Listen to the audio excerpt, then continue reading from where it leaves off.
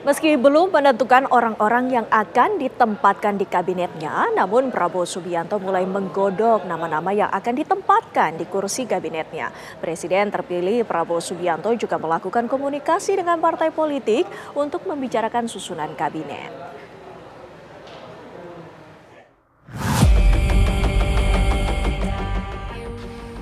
Susunan kabinet pemerintahan Prabowo Gibran sampai saat ini masih menjadi sorotan. Sebelumnya, Presiden terpilih Prabowo Subianto menyatakan kabinetnya akan diisi oleh orang-orang profesional atau zakon kabinet. Meski begitu, siapa orang-orang yang akan dipilih masih belum diketahui. Walaupun menjadi hak prerogatif Prabowo sebagai Presiden terpilih, namun tidak menutup kemungkinan Prabowo Subianto melakukan komunikasi politik dengan parpol pengusungnya. Ketua Umum Partai Nasdem, Surya Paloh mengaku beberapa kali melakukan komunikasi dengan Prabowo. Salah satu yang menjadi pembahasannya adalah mengenai susunan kabinet pemerintahan baru. Paloh meminta kepada Prabowo agar memprioritaskan partai-partai pendukungnya di luar Partai Nasdem. Kita hanya menegaskan kembali sikap Partai Nasdem, yaitu semuanya penghormatan dan penghargaan pada hak prerogatif Presiden untuk mengatur lalu lintas, komposisi, nomenklatur, bahkan penempatan daripada persons di dalam kabinet dengan latar belakang apapun itu, dalam berbagai komposisi apapun yang dirasakan itu tepat, nah kita hormati itu yang pertama. Kedua, apakah sudah ada bicara-bicara? Ya, sudah lebih dari satu kali bicara.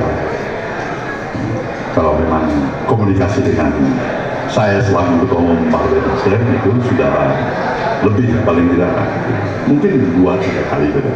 Bicara berapa jatah kursi? Jawaban yang jujur, saya mengutarakan pada Pak Prabowo, Nasdem memberikan kesempatan kepada beliau dan kepada seluruh polisi kebijakan beliau untuk memprioritaskan seluruh partai-partai politik di luar Partai Nasdem untuk masuk di kabinet. Artinya Nasdem bukan prioritas. Itu yang saya harap.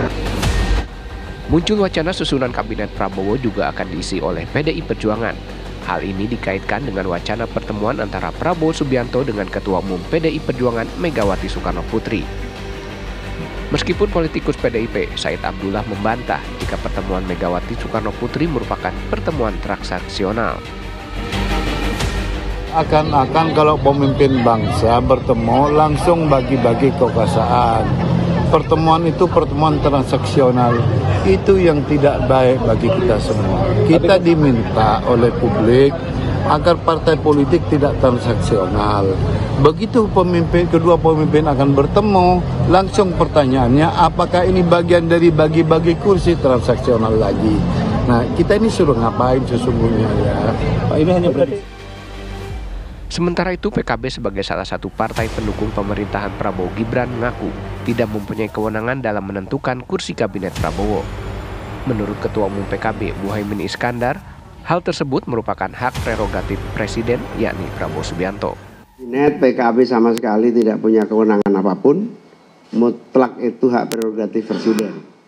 Sehingga kita secara moral punya tanggung jawab untuk agar pemerintahan yang akan datang supaya betul-betul manfaat, memberikan kemakmuran, kesejahteraan, keamanan. Saat ini Presiden terpilih sudah mulai menggodok orang-orang yang akan ditempatkan di kabinetnya. Tinggal menunggu waktu apakah komposisi kabinet Prabowo akan diisi oleh orang-orang profesional atau para kader partai politik. Dari Jakarta, tim TV One mengabarkan.